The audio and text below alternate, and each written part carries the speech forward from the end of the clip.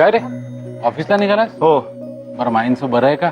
बरं आहे म्हणजे काळजीने अशी उदास वगैरे नाहीये, दुखतंय रे बिचारी, पण तरी हसतेय. तुमचं काय आज सुट्टी दुकानाला? अरे नाही रे, म्हणजे सुरेशरावांना फोन केला, माईंचं असं झालंय त्यामुळे थोडासा उशीर होईल. पण सतीश आपल्याला काळजी घ्यायला लागणार आहे, कारण हे दुखणं हे असं चिकटून बसणार आहे. त्यात नेमके नाना इथे नाहीयेत. बरं नानांची काही बोलणं झालं का? हो झालं माझं फोन. काय म्हणाले मी सांगू? ते ना आता योगावाल्यांशी बोलणार आणि आता इथे आल्यावर माईचं काही खरं नाही. ते बघ नक्की तिला योगासनं करायला लावणार की नाही ते. चला मी निघतो. Okay bye bye. Good day. विजयाला मदत करते जरा. Good morning. Good morning. बरं माई जागे आहेत ना? हो हो झाले. आलोच त्यांना भेटून. ऐक ना, तुझं आवरल्यावर चहा करशील का माझ्यासाठी थोडा? करेन की. कडक ना? येस एकदम कडक.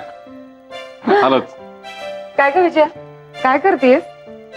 हे मी काय म्हणते, तू पोळ्या लाट, मी भाजून घेते. हा विजया, विजया इकडे बघ. काही नाही ग, आता करते ना मी सगळं. तर सारखं आपलं तुझ्यावर खूप काम पडतंय, तुला मदत हवी आहे का? एवढंही नाही का सांभाळू शकत मी अर्जू? जमतच नाहीये का मला काही? अगं पण विजया, काही नाही ग अर्जू, ना मला नाजूक साजूक वागता येतं, ना मंजूळ बोलता येतं. काम करायचं असेल तर मी आपली पदर खोचून उभी राहते कामाला, आणि अशीच करतात ना ग काम. पण एकाने एखादं काम केलं ना, त्याचं वारे माप कौतुक करायचं, आणि दुसऱ्याने तेच काम केलं ना तर त्याची दखलही घ्यायची नाही. का? तर त्यात काय विशेष? या वागण्याचं वाईट वाटतं मला अर्जू. आता माईंचं पण बघ ना, मी करते अगं सगळं त्यांचं, काही कमी पडू देत नाही. पण माईंना कौतुक आदित्य मेघनाचंच.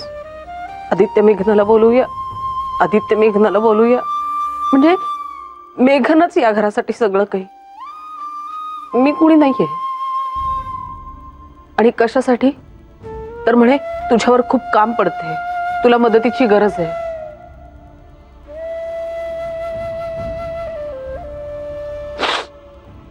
अगं पण विजया, तुझ्यावरच्या प्रेमापोटीच म्हणतायत हे असं. कसं सांगू, कसं पटवून देऊ तुला हे? तू तर काही ऐकण्याच्याच मनस्थितीत नाहीयेस. काय करावं ना काही कळतच नाहीये मला.